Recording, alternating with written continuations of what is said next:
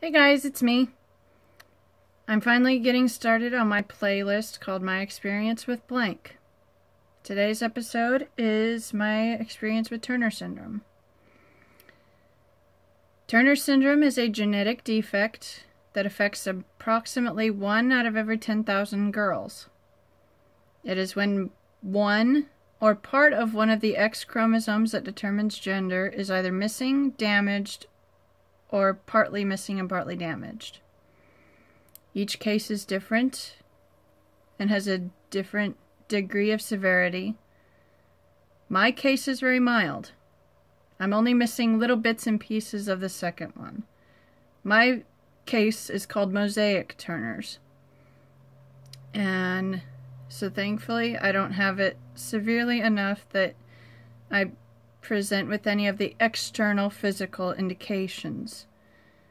Women with much more severe cases will often have webbed necks, really short stature, low hung earlobes, a really low hairline, and other problems that just make the person look not quite right, but you can't really put your finger on it.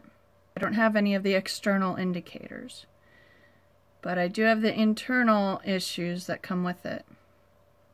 Because of the Turner syndrome, I have asthma, ADHD, thyroid disease, 2 heart conditions, several digestive tract issues, and a whole host of other problems that I will discuss in depth one at a time in later videos. Thankfully, none of my issues are severe enough that I need hospital visits or any serious treatments.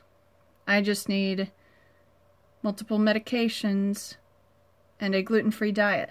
You have Turner syndrome. It's a genetic defect. There's no cure. There's no way to fix it. The only treatment is to be on hormone replacement therapy to manage it. To diagnose Turner syndrome, your doctor will perform a blood test to do a genetic karyotype study. Now what that is they take the blood under a microscope to analyze the genetic structure of your genetic code in your blood, and they will be able to see the genetic defect if you have Turner syndrome. It's a very conclusive test, very easy, takes very little blood, and you normally get the results within 1 to 2 weeks. Turner syndrome causes a lot of organ, mental, and emotional development issues. Women with Turner syndrome are at a much higher risk of having problems with their kidneys, their livers, lungs, heart, and obviously the reproductive organs, as well as issues with the brain, which includes mental and emotional developmental delays. It can be likened to a mild form of autism, depending on your case. My story starts when I was a kid. When I was really young, I looked healthy and fine, but as I got a little older, it was clear that I had ADHD, and I also had crooked legs. When I was real young, I went to Shriners Hospital for Children in Sacramento, and they put me in cable bracers to straighten my legs out. They did nothing to help permanently, and my legs would go right back to being crooked as soon as the bracers came off. So we stopped taking me there to use the bracers. And when I developed scoliosis at 13 and 14, I went to Shriners to get my back braces. Now, I'm telling you all this info because as a kid, I felt like a weirdo. I felt like a freak a little bit. Because I had asthma, ADHD, and I had crooked legs. Kids would come up to me all the time and ask, "Why are your legs like that?" And it would hurt. But I would try not to show that hurt, and I would just be like, "Well, I was born this way. What about it?" Then, when I started to become a teenager, more health issues popped up. I was diagnosed with thyroid disease, and I was put in a back brace that I wore 23 hours a day, and it was solid plastic. So at 14, I already had asthma, ADHD. I was also diagnosed with thyroid disease. So I was on 2 thyroid medications, ADHD medication, and asthma medication. And I also had the scoliosis, and I wore a back brace. So I felt like a freak. I felt like Frankenstein's monster. Just not as hideous on the outside. And I just felt like a mistake. And I looked like a 12-year-old boy at that point, because I had not hit puberty. Everyone on both sides of my family were early bloomers, starting puberty between the ages of 11 to 13. I was not diagnosed with my Turner syndrome until I was 15. My mom, knowing both sides of the family and their medical history of being early bloomers, she realized something wasn't quite right about me. And so we went to multiple doctors to try and figure out what the issue was. Every doctor kept saying, oh, she's just a late bloomer. She'll hit puberty later on. It's not uncommon for them to hit puberty at 16. And I was so young and overwhelmed with everything, I didn't care. But my mom, being medically intelligent and very aware of our family history, she did not take the late bloomer thing as a diagnosis or an answer. So we kept seeing other doctors until we found one who actually knew what to test for. They did the blood test to check for Turner syndrome, and it came back conclusive that I do have it, just not to the severe extent that a lot of others do. It was a really, really heartbreaking diagnosis for me, because with Turner syndrome, you're unable to have children, because your ovaries are not functioning, or they're not fully formed. And if you do happen to be able to become pregnant, pregnancy is very high risk, often ending in miscarriage. And so, to receive that diagnosis at 15, when I already had all those health issues going on, I felt like a freak of nature. I felt like the biggest mistake ever. And I had suicidal thoughts. But at that point in my life, I realized a lot of people love me, a lot of people need me. So I can't just take my life because it's hard. So I was unhappy a lot of the time. At that point, my faith in God was shaken because of all of this. But when you're young, it's easier to trust and overcome things. And my faith had helped me get through it. Right now I'm struggling to regain that faith. But when I was 15, I felt so hopeless. I thought, there's no one on earth who would be crazy or stupid enough to want to be with me when they could have a perfectly normal, healthy woman who would be just as fun to be around. So I resigned myself to believing there won't be anyone for me, and that's okay. It's how it's supposed to be. I wouldn't want me, so why would anyone else? And so I never dated in high school. A couple of my guy friends showed interest, but I'm like, high school is the point in your life where you're supposed to study and learn and grow, not date and have fun. I was the total Hermione Granger of high school and the Katie Heron of high school. I relate to Mean Girls on such a deep level because, like Katie, I was homeschooled until I finished 8th grade, and 9th grade was the first year I went to public school. My parents were saying that I need to learn what it's like to socialize with other people who were not raised in conservative Christian homes. My family is conservative religiously, socially, economically, and politically. And my parents knew that while I'm still living with them, I need to learn how to handle people that live differently than us. I did not want to go. I wanted to continue homeschooling because when I was homeschooling, I was able to focus and learn without distraction from any of the other kids. I thrived in the homeschool environment. But when I was put into public school, I was so easily distracted by all the other kids there. I was blown away at their rudeness towards each other and the teachers. And I learned more 4- and 5-letter words in the first 2 weeks of school than I had ever learned growing up. I would actually go home, grab the dictionary, and look up the words that I heard, and I would be like, "That's horrible! How could you say that to another human being? Especially one that you claim to love and care about. I don't understand. These kids are animals." So I was a total Katie Heron in that scene where she's like the outside observer and all the other high schoolers are acting like animals in the wild. That's how I felt.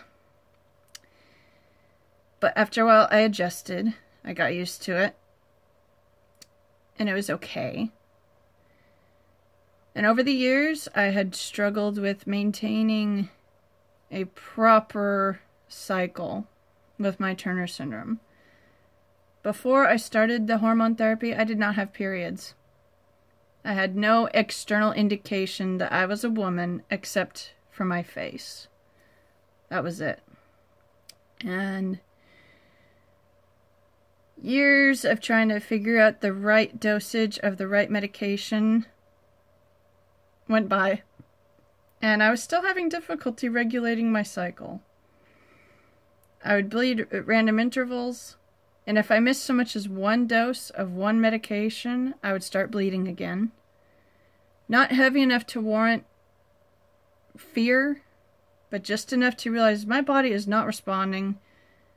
My body is not paying attention to this schedule that it's supposed to be following. I'm done with this. I'm tired of it. I want to get rid of all this crap. It took a long time to get to a doctor who would actually take me seriously. I've seen multiple doctors over the years, and I expressed my desire for a hysterectomy to them. And they would look at me like I was overreacting, like I'm being dramatic. Every woman deals with periods, so you should be able to handle it too. And, oh, hysterectomy is really drastic, and you might regret it. And I would try to explain to them, you don't understand. I can never have kids. My ovaries don't work. I don't produce any female hormones on my own. I'm completely dependent on hormone replacement therapy. And I am not able to regulate my bleeding schedule. I am suffering here needlessly. Please help me by taking out these non-functioning, misfiring organs. And one doctor went so far as to tell me that she wouldn't consider the surgery on me unless I completed 6 months of counseling beforehand. She was treating my case as if I was one who wanted gender reassignment, and I was seeking to get rid of my reproductive organs just because I didn't want them anymore. She totally neglected all the information in my medical chart that indicated I have a chromosome defect. Those organs don't work. They will never work. And they are giving me active problems that are not going away, and they're not being managed by medications. And I've tried a bunch. I've tried for over 10 years, and nothing has worked. So I was greatly outraged at her. I told one of my buddies who's in the military. He wrote her up, and now she's back in medical school, learning about Turner syndrome. I'm hopeful that this education that she will get will open her eyes to see how greatly she mishandled my case and made me feel worse by acting like it's all in my head when it's actually the organs that are not working. You know, and another main reason for me wanting the surgery was not only because of the bleeding not being controlled, but it was a bitter, painful, truly painful. I would get the worst cramps ever. But it was a painful reminder that I could never have kids. And the way I explained it to every doctor I talked to was, I got this factory in my body that doesn't work. It never will work. All the equipment is there, but it does not have the electricity to get it running. And it is constantly catching fire, and I'm having to work hard to put it out. And even then, the fire doesn't stop. So why should I keep that? Why can't I just get rid of it altogether, since it's doing me absolutely no good, and it's actively causing me problems? And it was insulting and discouraging when I gave that analogy, and the doctors looked at me like I was just being dramatic. But then I found Dr. Robert Malley in Fresno, and he was amazing. He knows about Turner syndrome. He read my medical chart, and he spoke to me like he truly wanted to understand my case. And it was wonderful. He performed the surgery for me in February of this year. Unfortunately, the surgery took place on my 1-year anniversary with my ex. So when I look at the scar, I'm reminded of that. But at that time, my ex was good to me and helpful most of the time in my recovery. But I was just so grateful to get the surgery over with after years of wanting it done. And recovery was very painful. I had my surgery done cesarean section style because I have narrow, unevenly set hips. So it seemed best to just do it abdominally. And like I said, recovery was miserable. Anytime I had to use the bathroom or cough or sneeze, I felt like my abdomen was being stabbed. Any of you women watching who have had a C-section, you understand exactly what I'm talking about. And recovery took a few months. Now it's November. I'm fully recovered from that. And it is wonderful to not bleed anymore. It is wonderful to not worry about possibly getting pregnant and having it be a high-risk, dangerous pregnancy. I just wish I would have found a doctor like Dr. Malley sooner. But the surgery was the best thing for me. Each case is different.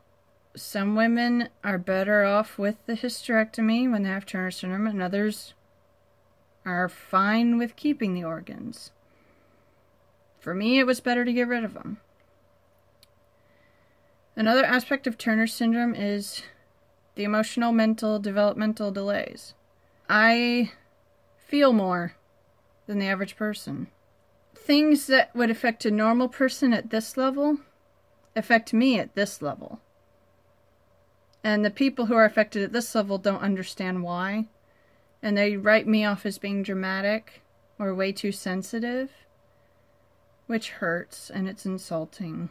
But it's how my mind and emotions work. Women with Turner syndrome have a heightened sense of emotion. And it's really difficult to control. I have deep-seated abandonment issues and self-worth and insecurity. I've trusted the wrong people too many times because they presented this image to me when they were dealing with me, when I was near them. But then I would do or say one or a few things that were not perfect or that were borderline stupid or annoying, not intending to be. And then after that, they would see me this way, and they would leave. So I'm always having doubts about myself and wondering, am I difficult to love? Am I really just a big old irritation to people and I don't realize that? Why do people keep leaving? I just get very insecure, and I'm always wondering if people really feel about me the way they say they do. Like the stereotypical situation where you see two girls run into each other, and they're like, "Oh my gosh, it's so good to see you, I missed you, I love you, we need to hang out again. See you later, bye." And then as soon as the other woman turns the corner, "Ugh, I hate her. I wish I never ran into her again, she's so annoying." I struggle with wondering if that's how people feel about me in real life. It's torture to constantly wonder if people really feel about me the way they say they do. If you present this image to me as that being the real you, I will believe that. I take people's personas and attitudes that they present when they're near me as being who they are. I see and accept people at the face value. And that's gotten me in a lot of trouble, lots of heartache. Because I struggle to really get to know the person enough. And when they show a change in behavior that others saw coming, I often will not see it coming, and it will just blindside me and devastate me. And I will be extremely confused and hurt and wondering, what did I do this time? It's really difficult. It's almost like having a form of autism when you have Turner syndrome. Because emotionally and mentally, you're not on par with normal people. Another thing I struggle with is reading how people see me. Like nonverbal social cues. Like, for example, I'll be talking to some people about a topic that really interests me, but it only minorly interests them. And sometimes I will not catch on to the fact that they're throwing me subtle cues that they don't care to discuss this topic a whole lot longer, and they're just humoring me to make me feel better. So I've learned to hyper-focus on people. That's why if I hang out with people in person, I will stare at their face almost the whole time we're talking. That way I can read any possible cues that they might throw my way to indicate if they're getting tired of talking to me or if they're getting tired of whatever topic I'm talking about. I have to hyper-focus, otherwise I will miss something and I will look like a moron. And I will have caused annoyance to yet another person, and that's the last thing I want to do. I also have difficulty with thinking critically. I get easily stressed out. I have difficulty managing my stress, and I get easily overwhelmed. If I have a list of items that need to be done regarding one task, and the first item or second item does not work out the way I planned, I get irrationally frustrated with that. I get so agitated that I feel like scrapping the whole idea just because the first point or two did not work out the way I planned. An example is when it was my best friend's birthday. I was going to make a birthday cake and cheesecake for her. And I was going to try and have the cheesecake be the center of the real cake. But after talking with my mom about the logistics of getting that done, I realized that wasn't going to be very easy. And I got so frustrated and so thrown off that I was like, I don't even want to do any of this anymore because I don't know what to do. I have no ideas. I cannot think. I cannot decide. I feel lost. I don't know what to do. So I get very easily agitated and frustrated if anything I've planned out does not turn out the way I planned, or if I have to alter my plans in any way. And a lot of people don't understand that it's not my fault. It's because there's a genetic problem. And your genetic code is in all of your body. That includes your brain, which affects your thoughts and your feelings. So it is like living with a mild form of autism. The way I get so easily thrown off and upset. I also have misophonia, which is an irrationally strong response to certain sound triggers. Sounds such as someone eating really loudly, silverware clanging against each other, or even something as simple as my dog taking more than a few seconds at a time to drink her water. Those sounds irritate me so much that I feel a mild form of the flight or fight response. I get truly agitated, riled up, and I actually have to plug my ears and try and imagine I'm listening to a song. Otherwise, those sound triggers will really agitate me. And I know it's irrational, but I also know I cannot control it and it's not my fault. And my point in explaining all of this to you guys is so that you will understand me a little more. And so that any of you other women out here dealing with Turner syndrome will understand you're not the only ones. And so that those of you with loved ones who have Turner syndrome, you'll have a better understanding of what they go through. And I hope this video was informative. If you took the time to watch the entire video, I thank you. That means a lot. I know it's a long video, but it's really hard to condense my experience with the disease that I've had for so long, and that has so many effects on my life. Thank you guys for watching. I will provide a link in the description that will have more information about Turner syndrome if you're interested. Thank you again, guys, for so much wonderful, loving support. And I hope you guys have a great evening.